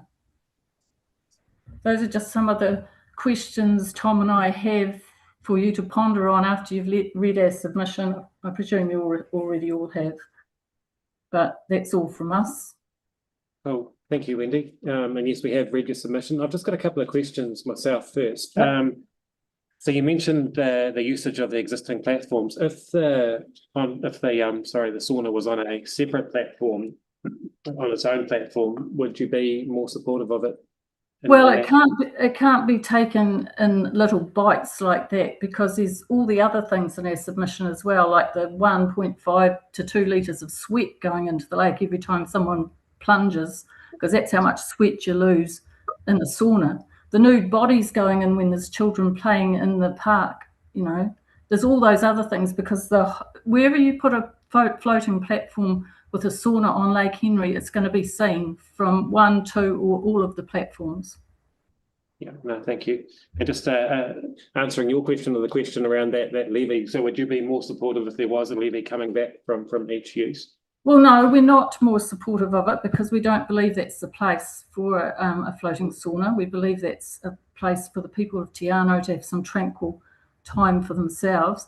But if there was a levy on all the commercial tourism things that have already been taken over by, I won't mention any names, but you know, the big companies, then there would be some input back into Te Anau, but that slowly we're just losing the natural environment of Te Anau. And people come to Te Anau for the natural environment. They don't come for shows or saunas or, I mean, they might partake in them when they're there, but they come for the natural environment. So I don't think it even fits with Te Anau. Cool, thank you, Wendy. Are there any other questions from the councillors? No? Cool, well, thank you very much for coming in all the way from Mount Maunganui. Yeah, Tom puts an apology in. I had to get him to take the little boys out. Yeah, no, fair enough. No, thank Okay, you, Wendy. thank you. Okay. We're getting further and further ahead of schedule. And I don't think Roscoe's here yet. Yeah. And Madeline's not here either, I don't think. I have just heard from Lynn McPhelan. Yeah. Who Maybe just text them. who was keen to join, but she hasn't given me a time. Okay, cool. So well, we can. I'll just take a short adjournment and we can stretch our legs, and we'll just see if anyone else is going to come. So we'll take a 10-minute break. Me and the council have been to Ivan Wilson Park and spent time there. I'm just curious. Yeah, I'd say most of all of us. Yeah. Yeah. Thank you. Cool. So I'll adjourn it, and we can come back at just after 11:30.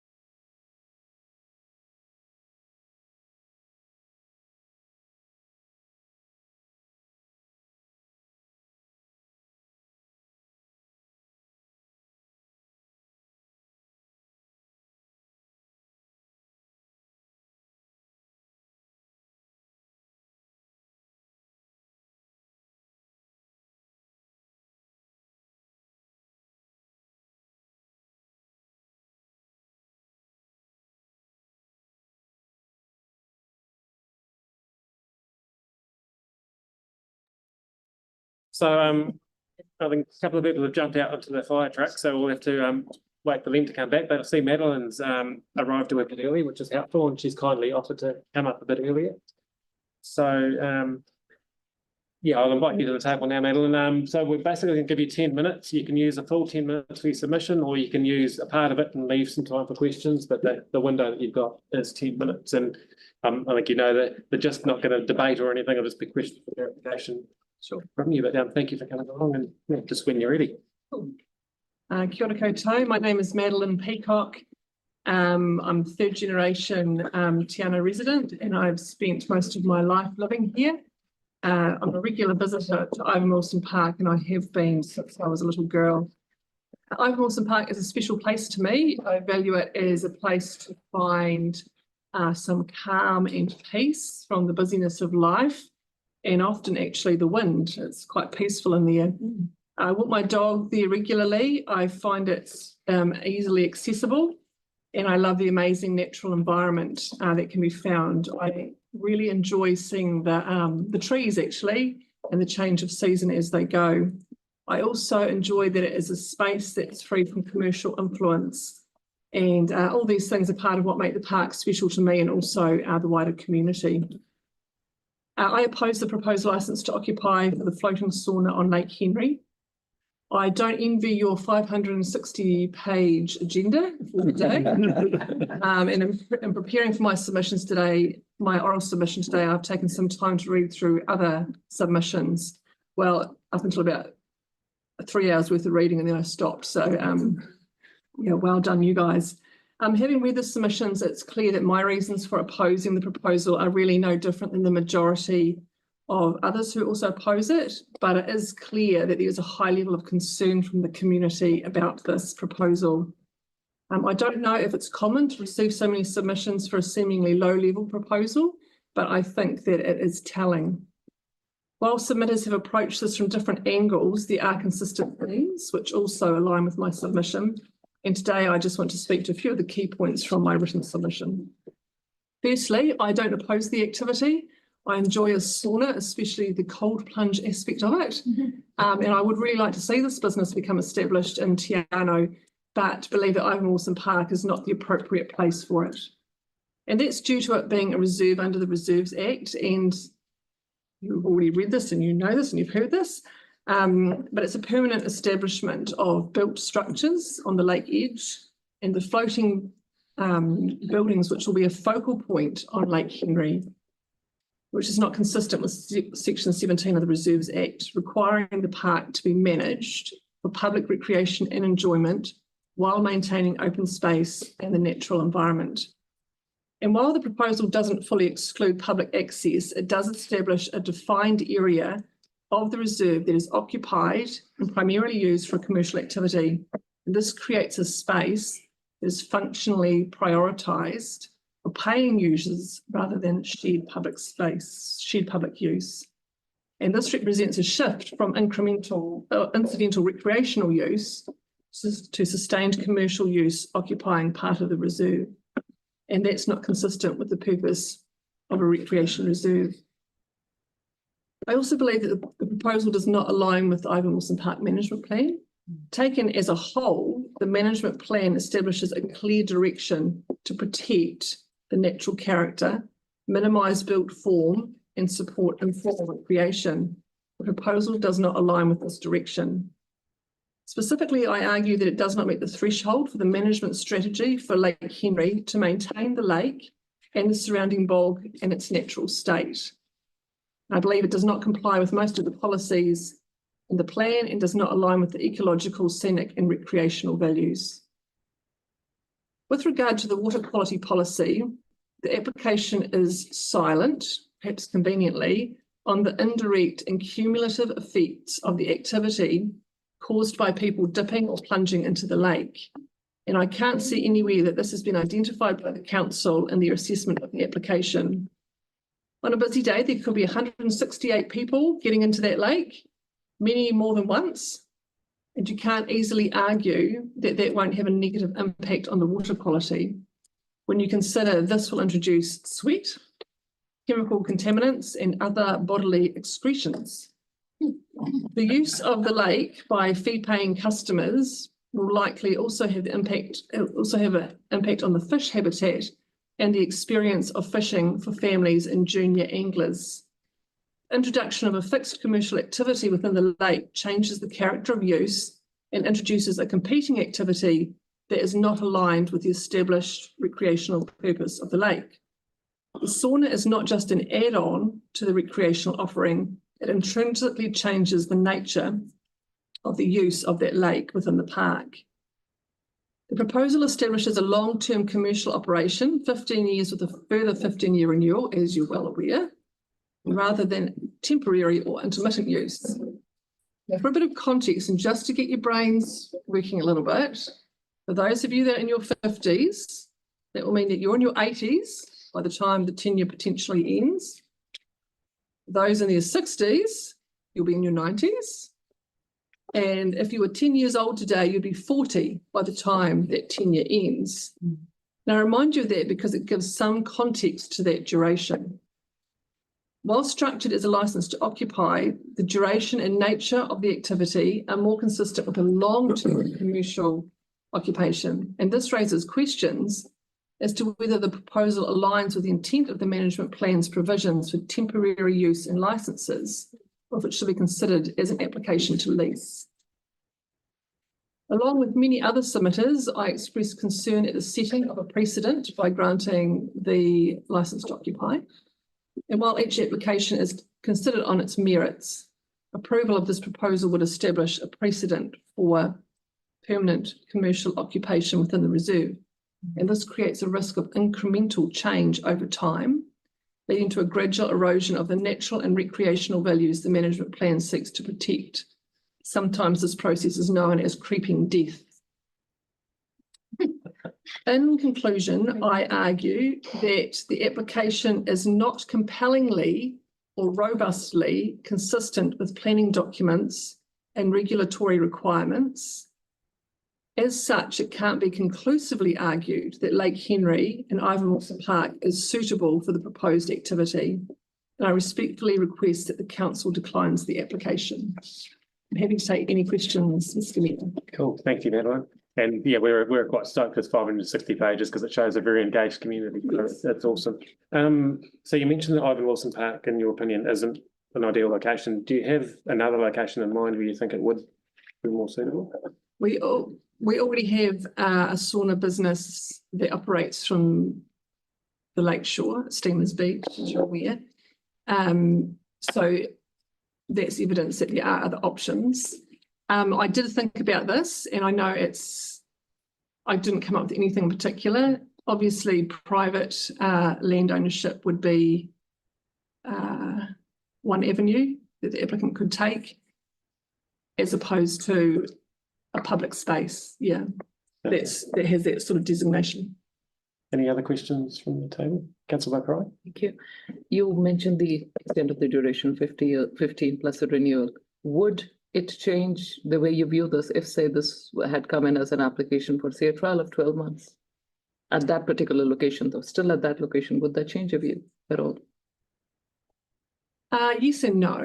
It would, and that then there's the opportunity for it to be monitored, possibly monitored, but removed after 12 months if it, for whatever reason. But also, from a business perspective, I would doubt that an applicant would put investment into a 12-month trial to that level. So I think it would be a challenge for the applicant to accept that as a condition. Yeah, I guess it's the difference between permanent and temporary and how that works from a business perspective for the applicant. Thank you. Councillor Yes, thank you. You didn't mention it in your submission as such, but you mentioned at the start of your verbal introduction about it being a calm place. So I guess my question is really around smoke and how that might move in that environment if it is sort of quite still and surrounded by trees. I can't expect you to know the answer, but how do you assume that smoke would travel there? Well, where I live, I sit above the roof line of the town, and it's doesn't take a rocket scientist to see that actually when there's no air movement, that smoke sits. I also used to live in Gore and experienced that. But I did see that another submitter mentioned about an inversion type situation that could arise because of that there being no wind, and also the effect of the lake with the effect there, yeah. Okay. So yeah, it would be a concern of mine. Look at that.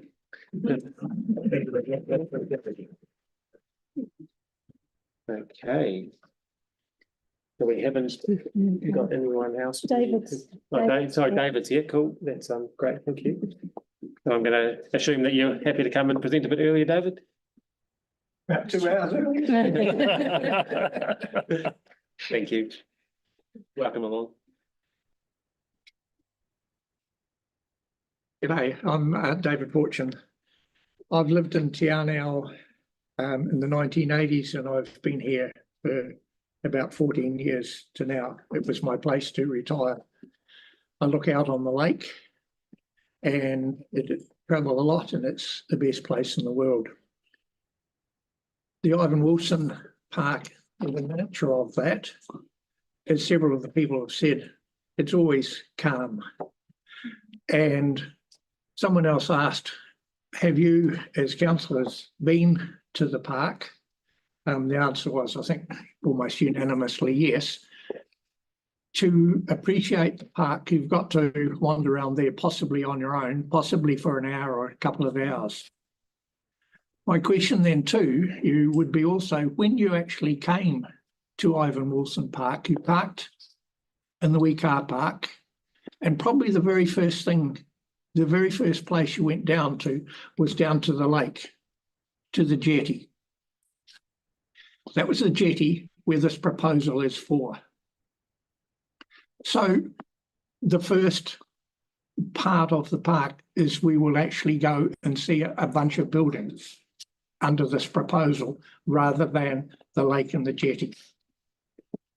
So you've probably guessed by now I wish to strongly oppose the granting of a licence to occupy Ivan Wilson Recreation there.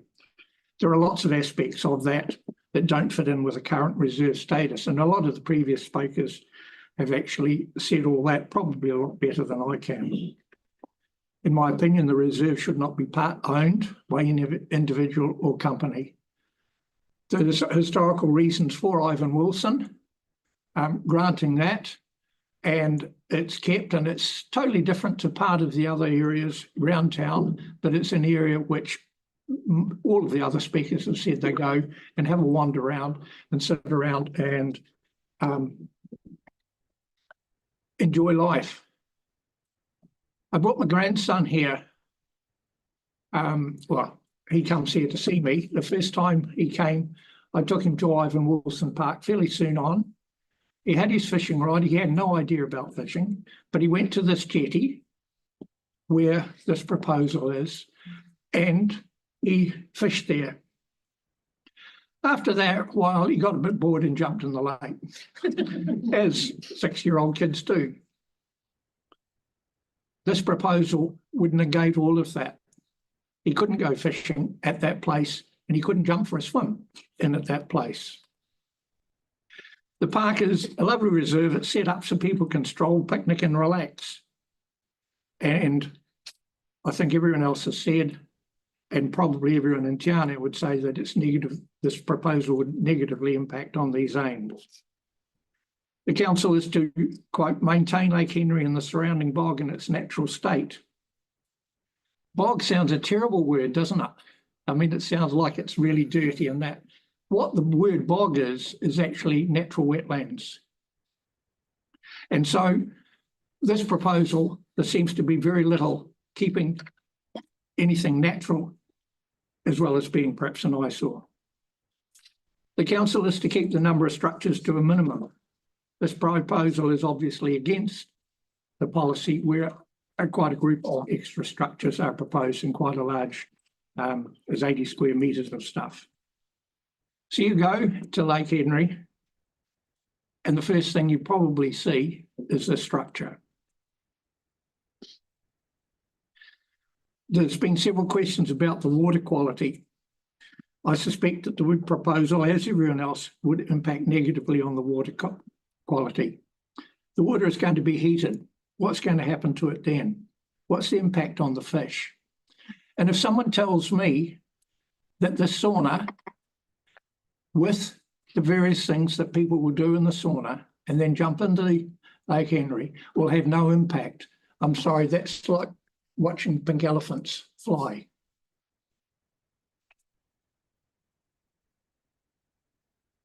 The sauna idea itself, no complaints about that. Fine idea, wrong place, totally the wrong place. There was a couple of questions come up. What about if we surrounded it by bush? I'm not sure how you can surround a jetty by bush because the jetty is on the lake. And wherever you go around the lake, you would see this. The whole recreation reserve is for residents. The whole recreation, I'll start again. The residents and ratepayers seem to have been not communicated with in this, and there seems to be very little benefit for them. It's a commercial operation. As resident ratepayer, I found out about this proposal by accident, talking to someone one night. It will also, as many other people, set up a precedent. If we allow this, then do we have laser tag next year in Ivan Wilson Park? Then do we have bouncy castles the following year in Ivan Wilson Park? I'm sorry, but I think this will be the opening of a long one, which would all be negative for us and for the reserve. A recreation reserve should be a recreation reserve, should be a reserve, should be a reserve. Another example of why we badly need to keep this is almost opposite Ivan Wilson Park. We used to have a bird park. We now no longer almost have a bird park because of the management of that. We now have a bird park with about 10 birds in it. There has been some support to try and set that up again. But at the moment, this is again an instance where, as residents, we had no say in that. And unfortunately, we should have. We would love a bird park. We would love Ivan Wilson to stay as it is. Also just a little aside, if we set up, or Te Anau was set up, it's so different to Queenstown. People come here and say, this is so nice, it's relaxed, it's peaceful. Ivan Wilson is the epitome of that. Recently, as of a couple of years ago, there's a whole lot of land down by the Upakaroa River, which has been set up, particularly by LURG, Lower Upakaroa Restoration Group, and the bike trails to get rid of the eyesores and to set up another area where people in Te Anau could go and relax. The trees are now this big, but we don't want to lose what we already have. A reserve is a reserve is a reserve. Thank you.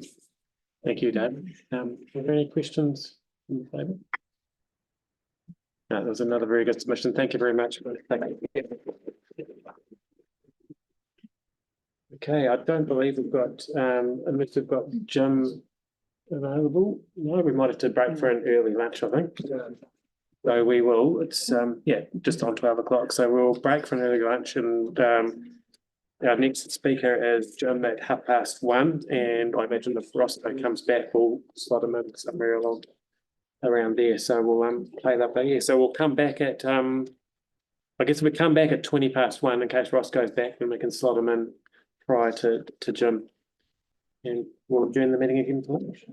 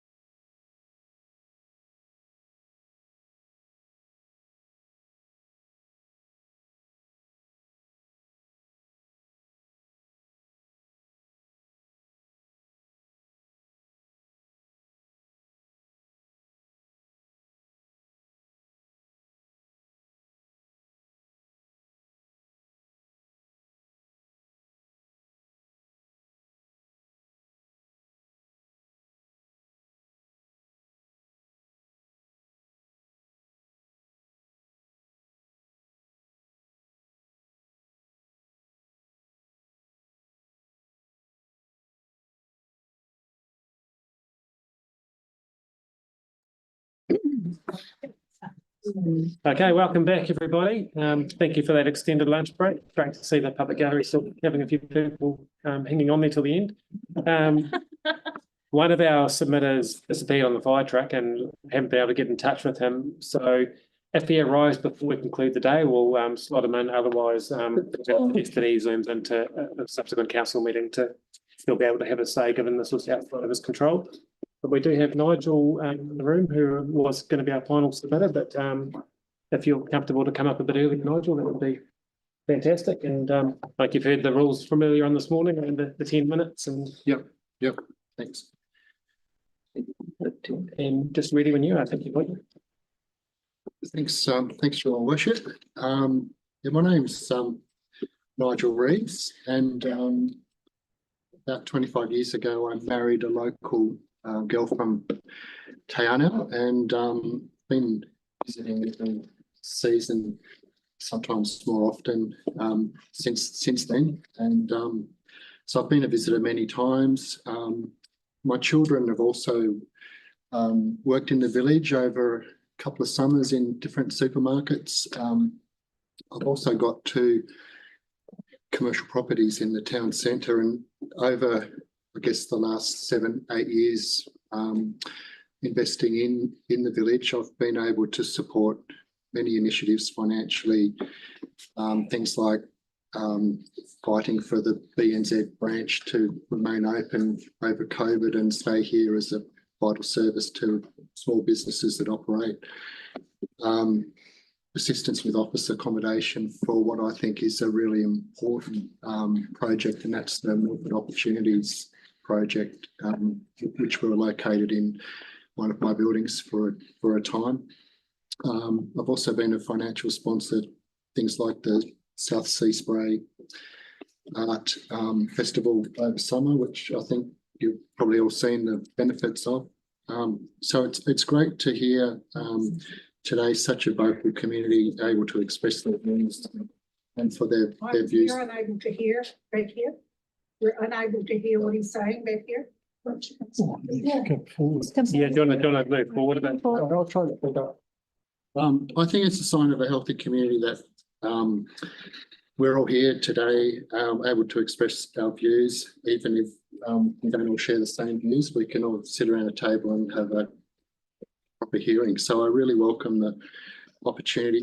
This, for me, it's been 3 years in the making. The process started 3 years ago. I just want to put on record, I think the community board, the council officers and many expert consultants, and now the council itself for their time and support. I've sort of created a bit of social media mayhem, which is another good sign that the community is alive and well and able to express their views.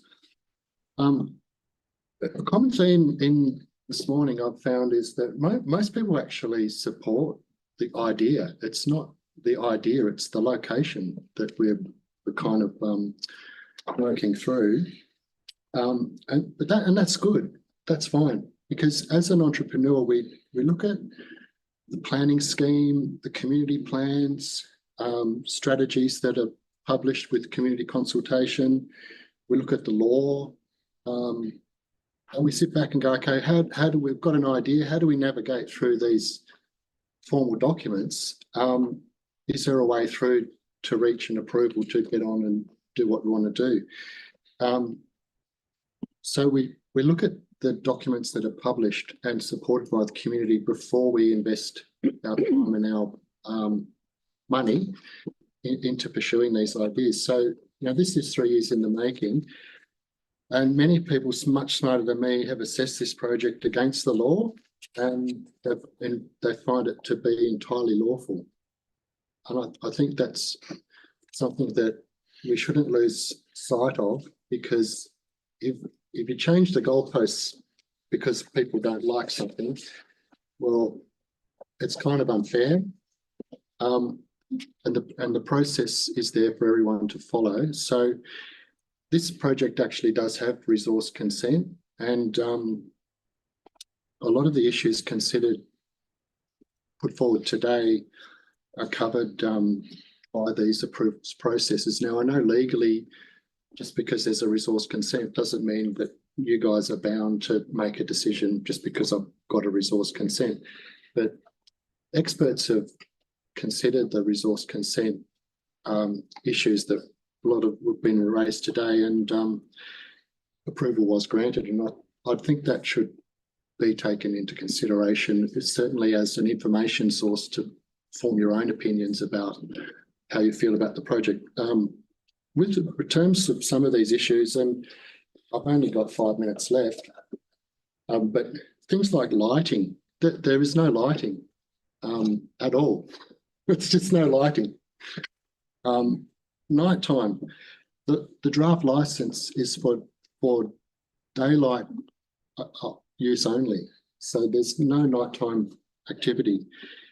The smoke issue, it's been assessed by Environment Southland, and these guys are the experts, and they've got their opinion there for everyone to read.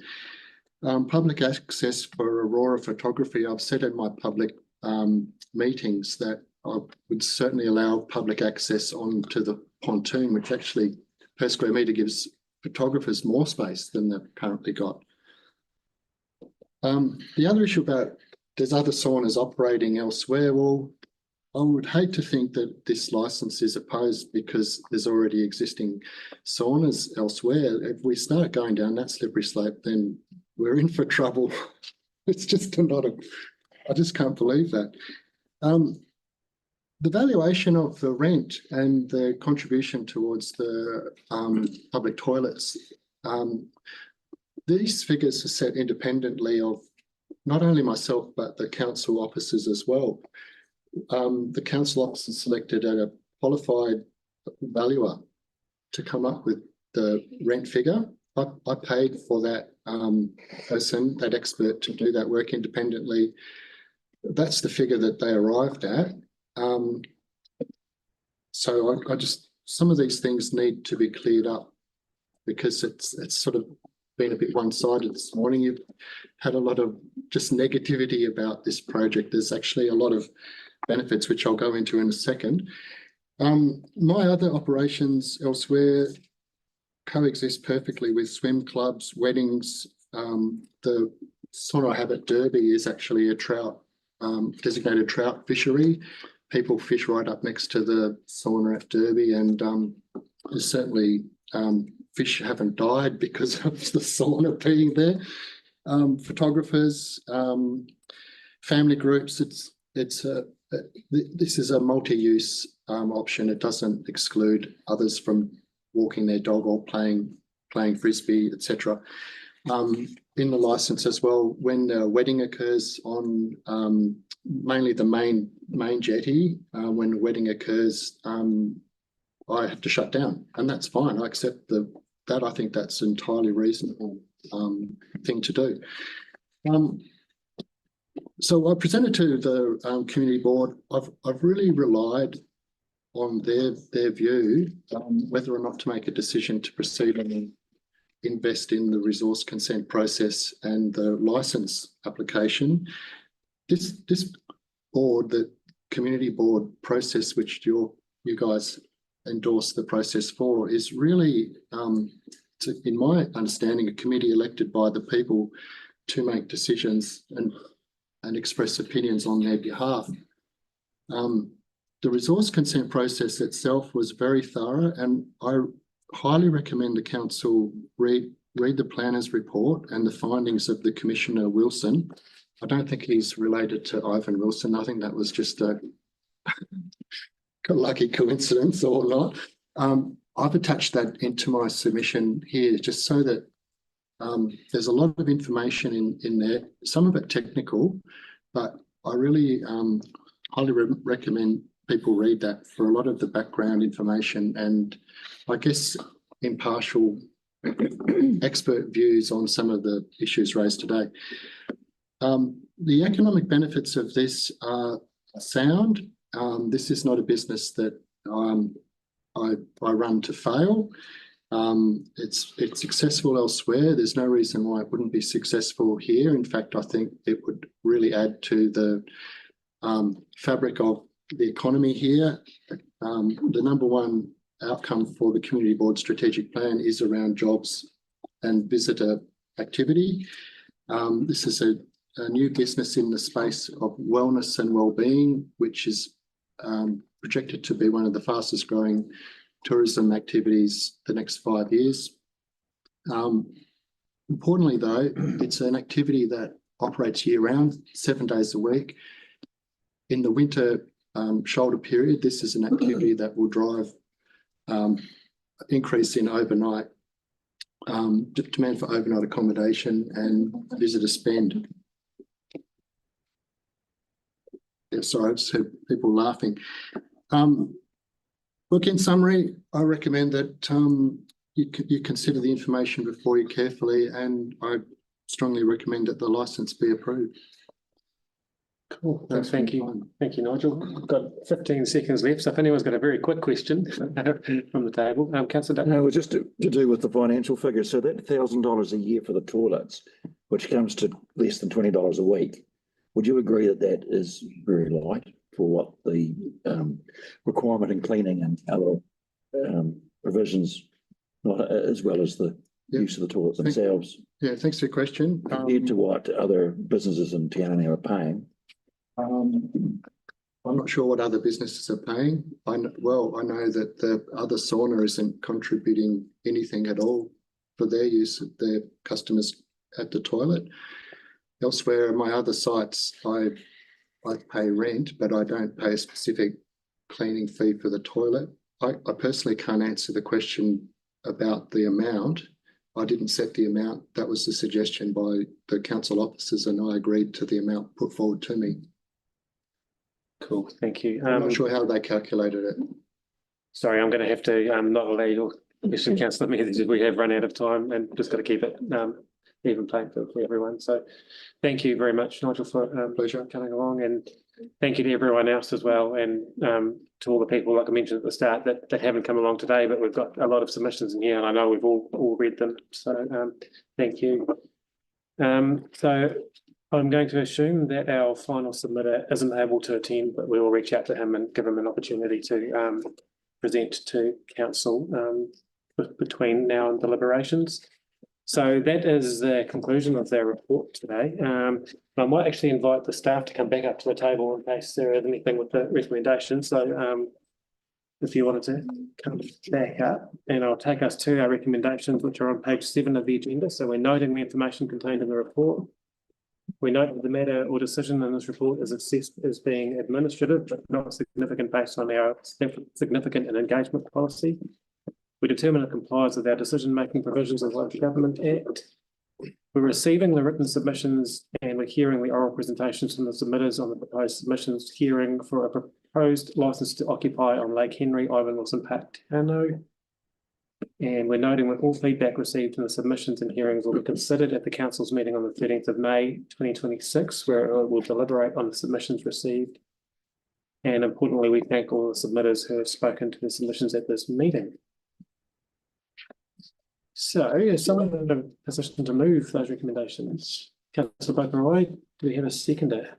Councillor Graney? Is there any discussion on those at all? No questions for the staff on questions? Well, it probably doesn't need to be formally resolved, but I brought it up at lunch. I'd like to think that a lot of the submissions from this case by case situation can flow into the reserve management plan review that's happening as well, rather than requiring all of those submissions again to come into that workflow. We've received them in this workflow, and it does apply to that other work that we're doing. So I don't know if that needs to be put to a resolution, but I'd like to think that this information will flow through to that reserve management review because there's so much information contained. Is that something that you can comment on, Sam, in terms of process? Or? Yes, through your worship, we're happy to make the submissions that have been made on this process available to the team. In fact, we're already underway, I believe, providing the submissions to the team that are running the reserve management plan review. Yeah, thanks. Cool. So if there's no further questions or discussion, I'll put the motion. All those in favour, please say aye. Aye. Anyone against? I declare it carried. Thank you, everybody, once again. It's great to be in Te Anau. I will declare the meeting closed. And I'll do that.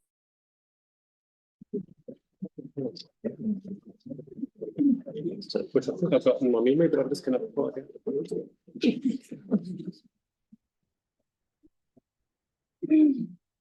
Bear with me for 2 seconds.